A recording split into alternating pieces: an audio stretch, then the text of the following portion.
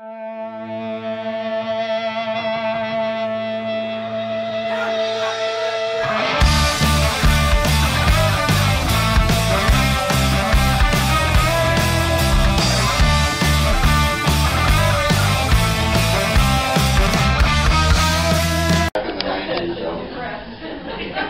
has been depressing since so because prices have to come back, that's for sure.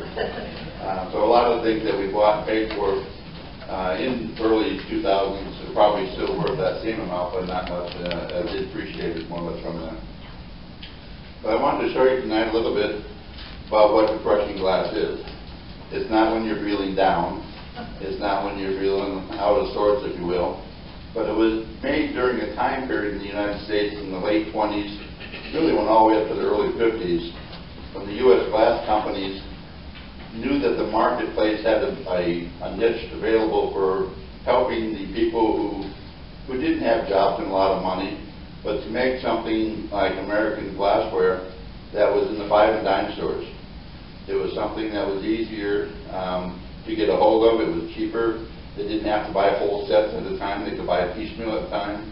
And even some gas stations gave away glass over the years as a giveaway type thing if you bought their gasoline. There really were 7 major companies that produced glassware in this time period, including Federal Glass, Hazel Atlas, Macbeth Evans, U.S. Glass, Hocking Glass, and Jeanette Glass. There were many smaller companies as well that made it, but there were 92 defined patterns that were made during this time period. Now, a lot of this glassware wasn't made all these years. Some were only made for 1 year. Some were maybe made for 2 or 3 if it was a popular item. Some may have been made even stretched a little bit longer depending on what the manufacturer could do. I brought to you some examples tonight. I brought my favorite, which is the Colonial Knife and Fork. It was made by Hocking Glass. It was only made for 3 years, 1934, 35, and 36. So it was before World War I. After the crash of '29, people didn't have a whole lot of money, but they could get themselves a nice dinnerware set. They made it in the green, the pink, a crystal, and a very few pieces in just white. I like this because of the color, but also because of the pattern. It's called knife and fork because when you look at the edge of it, it's got a round curve, which is the end of your knife fork, and then it's got 3 treads along to it, next to it, which are the tongues of the fork. So that's where the name knife and fork came from. Colonial was a nice pattern for me to collect too, though, because they made a lot of different pieces in it. This was a pattern that I think that there's 37 different molded pieces.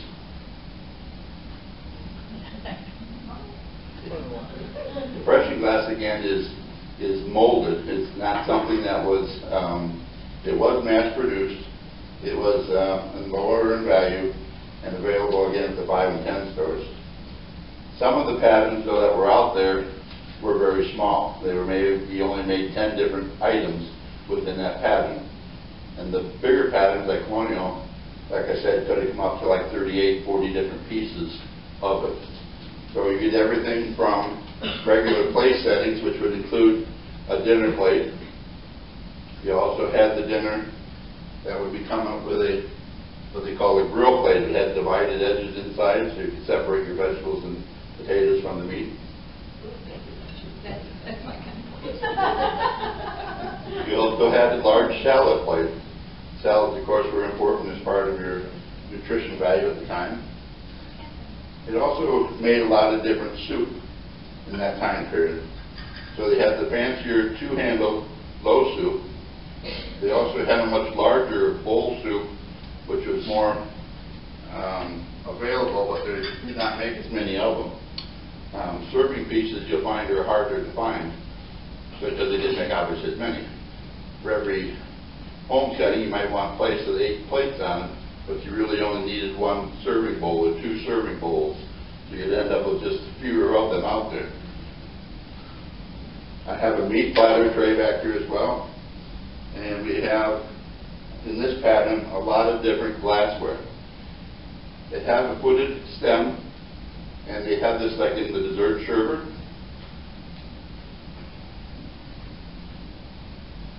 made 3 different sizes of what they call the footed glassware, which is just a short foot off before the bowl of the actual glass themselves.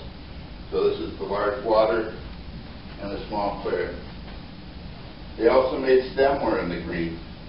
The green stemware comes everywhere down from an individual cordial to a claret to a wine and a water goblet. So there are many different sizes. The green shape also had tumbler sets. Everything from, I think there's 5 different tumblers. The largest one is a 16 ounce for an iced tea. They run about $75 a piece. This is a regular 8 ounce water glass, if you will.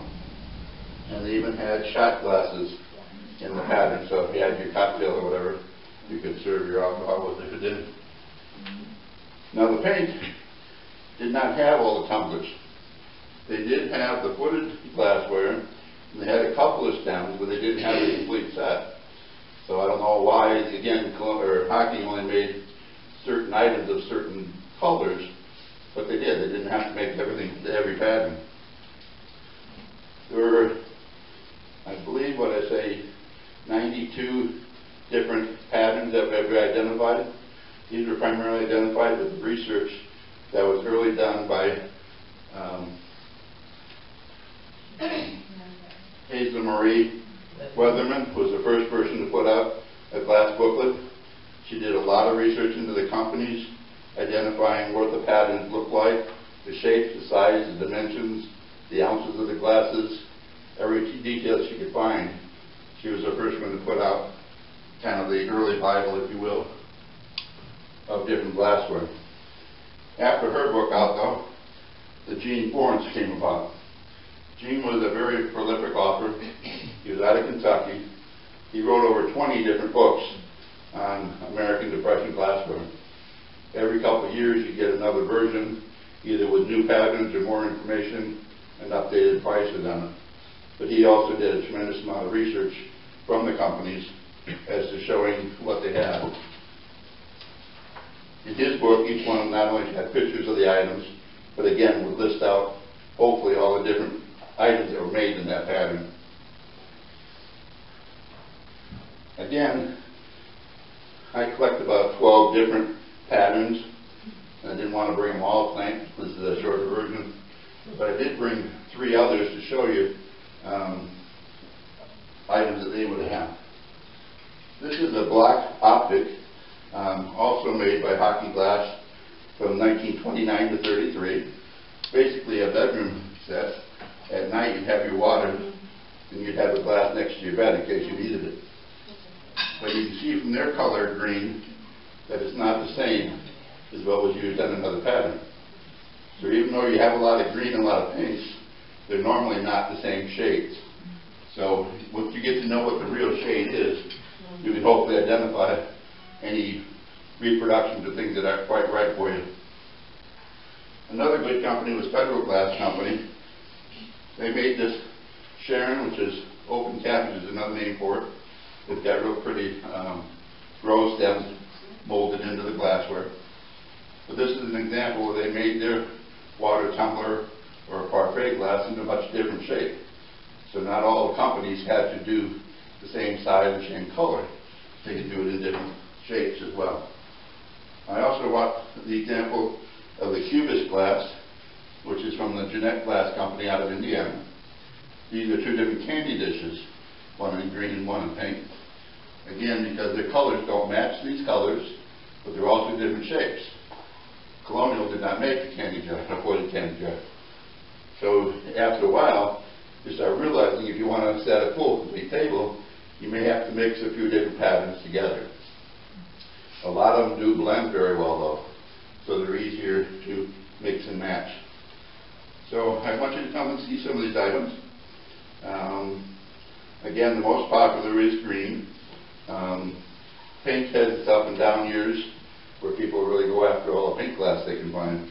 The green is still one of the top colors. Some of the glass was made in blue, an amethyst, a black, a cobalt, cremax, a custard, delphite, iridescent, frosted, dark green, ivory, and jadeite, like we saw some just a few months ago.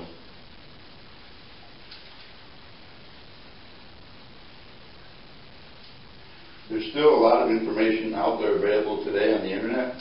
You can pull up different patterns, you can pull up glass companies, you can pull up auction sites like eBay or whatever.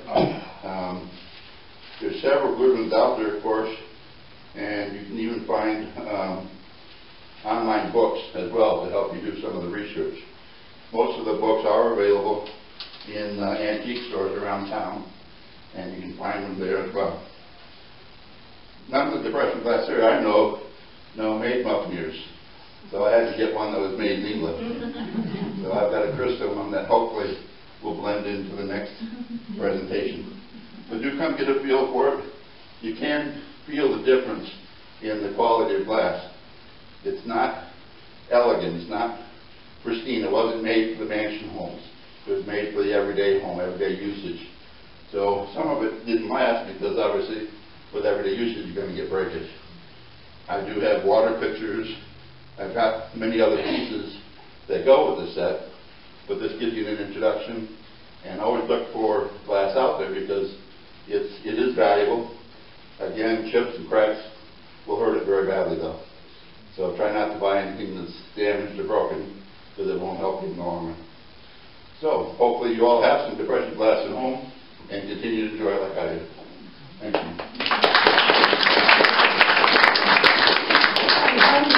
How do you display your that? Do you have a camera? Yes. Well, the dictionary says that Muffineers are like a large salt shaker, and they're used to shake granulated condiments on things like muffins, waffles, pancakes, French toast, crumpets back in the day. So anything you want to shake, I suppose you could even use them now for parmesan cheese or something like that. Not that. Okay, all of these that you see are made in Japan.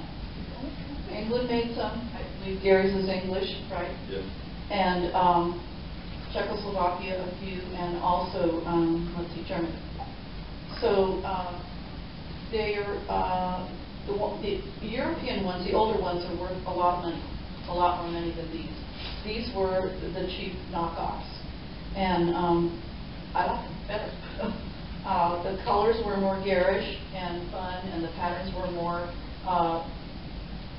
You know, the English ones mostly, and most of the European ones were a little more prissy. Victorian patterns, there were a lot in Victorian times, and the Victorian ones had all these little old-fashioned lady prints on them, whereas the made in Japan ones are Art Deco, Satsuma,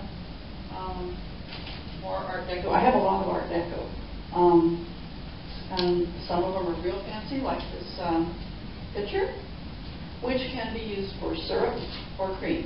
Now, if you're going to use it with cream in it, then you're going to call it a berry set, and it's going to be for over berries and whipped cream, and it'll be sugar or powdered sugar, and then cream. If you're going to use them for powdered sugar, cinnamon, or regular sugar, and then the other one would have syrup, so that would be your breakfast set. Now, I have a lot of singles and I have a lot of pairs. Originally, there were just the singles, and they were called sugar shakers, Muffineers, or back in the day, casters. And that could be O-R or E-R on the end, sugar casters. But by the 1960s, they kind of dropped all the names except they call them sugar shakers. So my very first one was this one. I had no idea what it was. I just liked the colors and the pattern. And I said to the man in the secondhand store, "What is it?" And he said, "Well, it's a Muffineer." And I said, "Okay, what's a Muffineer?"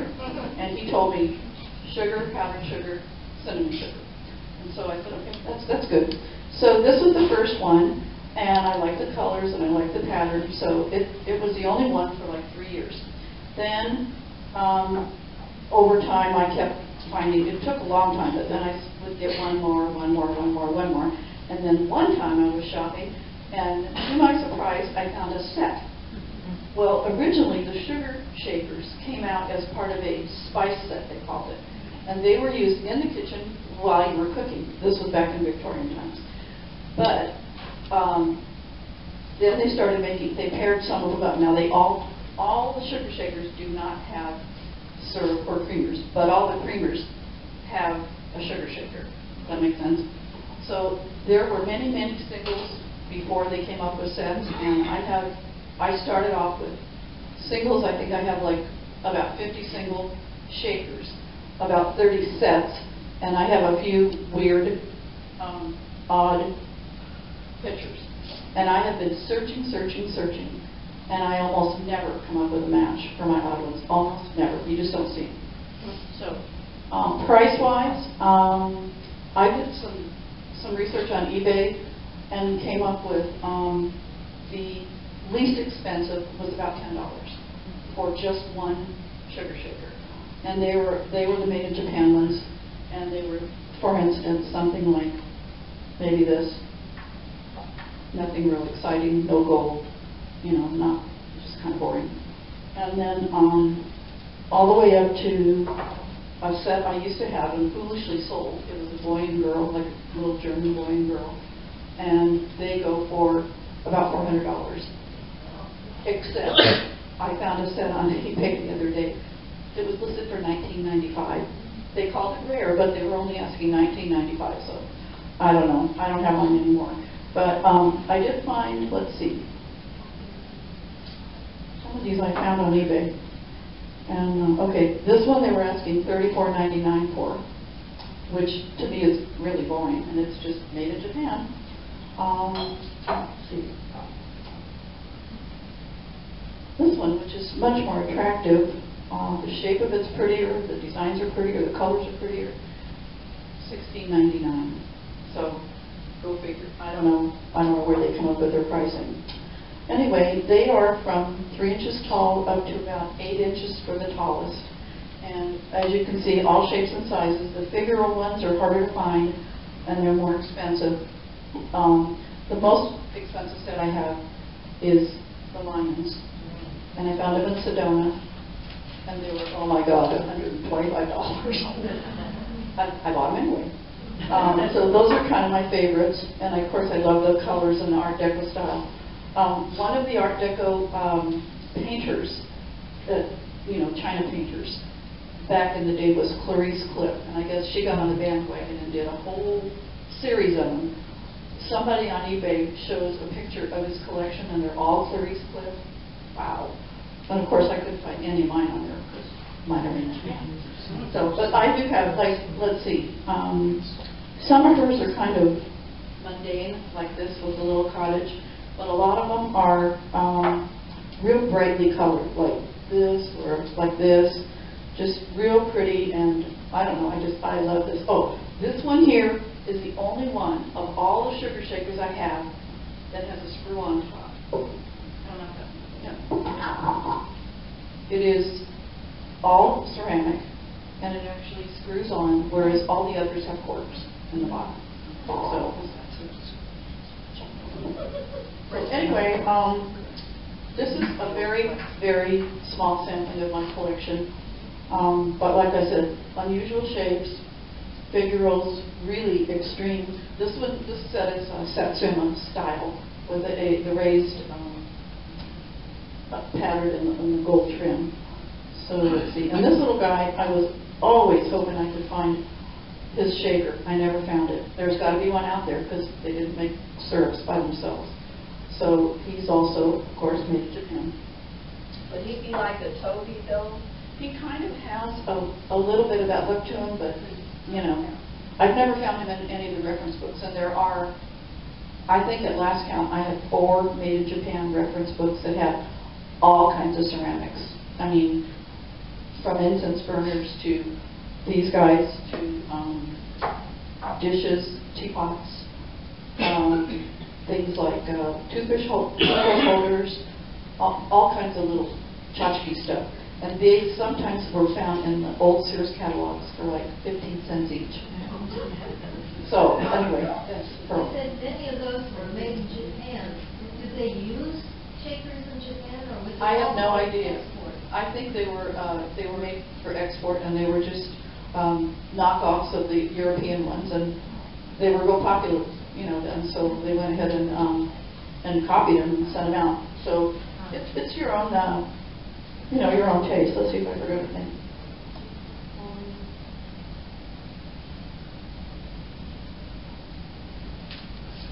I think so. Oh, there was a Meissen set on eBay, and it was 18th century Meissen porcelain shaker only, $1,799. Did it sell?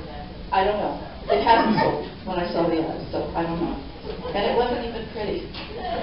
Boring. Okay, I have some color photos of some of my collection. So if you guys get a chance later, you can come up and see. How much was the owl set? The owl set, I believe, was like $39.95. And like I said, you just don't see this kind. Well, these little guys here, by the way, I have two sets similar. And I was lucky enough to find there's a little tray with a little handle in the middle, and it's also ceramic. And I had a couple of loose ones floating around, and two of them actually fit under my two little baby sets. So, and they're the same colors and everything. They're really cute. So, any other questions? Okay. In the early 1950s. They first hit the scene in 1950 at the New York Toy Show, which was a big thing. In post-World War II, after everyone went through the hard times, the big move was on leisure and hobbies. And all the manufacturers were trying to come up with ideas for people to develop new hobbies. That's where the marketing was. How do we spend this free time that we now have? So it started with the Palmer Paint Company. There was a designer, a package designer, who had loved to draw and color when he was a kid. And he had read stories about how Michelangelo, when he was painting the ceiling, had divided up different sections and numbered them and then assigned different helpers and apprentices to color these different numbered sections. And so this designer at Palmer Paint thought, what a great idea. We can come up with a hobby like that, where we make these little kits. We make a design with numbers and let them paint. So he pitched the idea to his boss, who said, well, okay, we'll give it a try. And at the same time, another company approached them who was kind of doing the same thing, but wasn't really able to get it marketed. And those were mystery paintings. It wasn't like the kits where, here, paint a picture of a hunting dog. You bought the kit and you didn't know what it was until you painted in the little areas and, oh, look what the finished product is. So they went through a couple of different, trying to get this off the ground, and it was going nowhere. That couldn't get anyone to buy into the idea. This was 1949. He was pitching the idea. No one was going for it. The very first prototype was an abstract painting, I think based on a Monet or one of those Impressionist paintings. And Americans at that time weren't interested at all. And if I'm going to paint something myself, I want to know what it is. And I want to be able to see what it is, and I want everybody else to see what it is. So that wasn't going to play either. So they came up with a couple of different sets that were going to be promoted. And initially, the boss guy at Palmer Paint sold the idea to some golfing buddies who were buyers for Kresge's, the 5 and dime. They agreed to give it a go.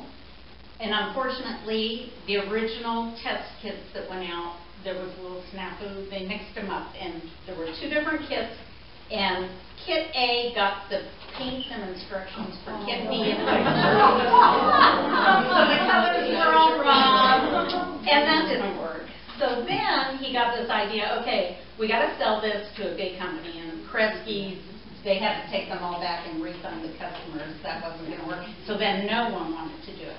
So he approached Macy's, and it was going to be in conjunction with this big New York toy show. And they approached Macy's and said, we'll give you all the kits for free. You only have to pay us for the kits that sell. Anything that doesn't sell, we'll take back. It won't cost you a thing. So Macy's said, okay, nothing to lose. So meanwhile, the company says, yeah, nothing to lose. We're going to make sure there's nothing to lose. So they gave their buyers each $250, had them give the money to their friends and family, and asked them to go to the Macy's and buy the kits so that they would be sold out. And it worked. They sold out, and at the same time, they had their paint by numbers at this New York toy store, and it took off. Sold like gangbusters after that, and I think I got a number. It's incredible the amount that they sold. In 1954, they had sold over 12 million paint by number kits, and were producing 50,000 kits per day. And they had as many as 30 competitors making their own sets. And these paint by number kits, you might remember that the boxes had emblazoned on them, every man a Rembrandt. A beautiful painting the first time you try. So the very initial kits were done with a rolled up canvas and oil paints in little containers. And when it took off after the Macy's and the toy show, a lot of competitors entered the field, and that's when they went to what you probably recognize, the canvas boards with blue lines that everyone painted. And they moved from oil paints to acrylic paints because it was much cheaper. So one of mine, this is the only one I have that is one of the rolled canvas, and they're obviously much rarer because by 1955 they went completely to the canvas board. And this is just how I bought it, and you can see the rolled canvas is over a piece of corrugated cardboard in a frame, but it's very interesting. It's just the canvas that rolled up, and if you look at the back of it, you can see there are some instructions on here telling you that for painting the white fur of the cat, you should use the white paint and build up the layers with big long strokes to make it look like long hair on the cat. That's pretty. So that was kind of interesting, and I've never seen any of course I only just look at thrift stores when I'm there, but I don't know what else there is. The rest of these are all canvas boards, and they often always sold them in kits that might have multiple. So for instance, these two would have come in a kit together. Sometimes there were 2 or 3. These would have come in a kit together. The bird dog paintings, this one, we have 2 that you can see 2 different artists would have done these. This was from 1954, and this one, the artist signed it. This came in a set of 3, and actually, this was one of the 3. I don't have the 3rd one, but, you know, someday I'll be in the Goodwill, and there it will be. These older ones are from the 50s and 60s. Something like this one, I think, is from 1993. Believe it or not, they're still making paint by numbers today. They went through full circle. They kind of lost popularity, and then in the 90s, they started increasing the production again, and collectors started collecting the old ones from the 50s and 60s. I have no idea. They're still making them today. Hobby Lobby, there are probably a dozen different companies that are still making paint by numbers today. This was one that I would have. There is a paint by number museum online. They catalog it. There are hundreds and hundreds of just hunting dog pictures, cats even more. There are just tons, and there are many that are unknown. They don't know who the manufacturer was, but I was able to find these. There are a couple of galleries, New York and a couple other places, that have collections of paint by numbers. The Smithsonian has a huge collection of paint by numbers that one of the original Palmer paint guys died in the 90s, and his daughter donated his entire collection to the Smithsonian, and they have it there where people can research it and Is look it at next it. to the Warhols? Andy Warhol bought a paint by number. There is, yes, there is a paint by number. You're going to see that Andy Warhol did a couple of paintings kind of in the genre paint by number, even though they weren't that. Another thing that really got the popularity going in the 50s was Eisenhower was the president, and he had an appointment secretary who was really into paint by numbers. The secretary bought a bunch of kits, distributed them to different people in the White House, and kind of insinuated that, you know, Ike really wants you to paint these. So they did. And a corridor in the West Wing and the secretary put a collection of all these paint by numbers that were painted by White House staff, and they were on display in the West Wing for quite some time, which added to the popularity. Plus, during the same era, a lot of celebrities started painting. Frank Sinatra, all kinds of people started painting on the weekends, and that encouraged Americans to say, well, you know, Frank Sinatra paints, I can paint by numbers. So, anyhow, that's kind of it, and we just pick them up as we can. Like we say, they're just part of our. How many do you have? Oh, this is pretty much it. Is that one over there? Yeah. Yep, that's a good one. That looks like it should go to the it looks like a professional painter. It does, from here. Yeah, actually, I also read something, too, in the 50s. There was just a culmination of events that really geared up the popularity. There was an artist in California that entered a paint by number into some sort of competition and won first place. So then the newspapers really took off with that. Oh, the judges can't tell the difference between paint by numbers and an original painting. So it's just kind of a fun thing. And there are just hundreds and hundreds. And some are really beautiful. Ours aren't artistic. They're just, you know, it's the topics that we were looking for. Some are really beautiful and were done by talented artists. And a lot of the, not the manufacturers, but stores, retailers said, oh, this is really good. It's like a stepping stone.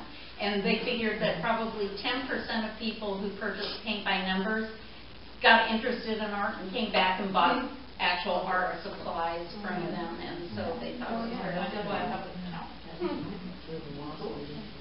So there you go. Right.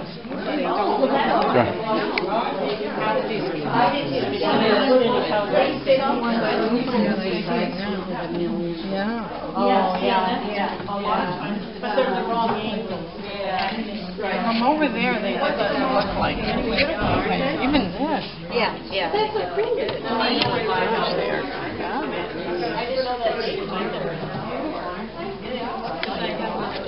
That would have been a hard one. I love this one. Yeah, I like this. This is a really pretty. This set here we brought out in Mason before they had that big mall, long time ago. We had one in the cheese fair, and they were $80 and I wanted them, but I wasn't going to pay that much money. So I was like, well. That's what I was telling her back there. I said, mine never looked that good. On the other side of the store, the dealer had these, and they were $19.95, and they were identical. They looked wow. So somebody knew they had one for good. Somebody knew. So we were lucky to get. I'm surprised that eBay sometimes that happens. It's like, why do people see the other one? Because I always check the other one's light and buy the one for $19.95. Yeah. Or a different one.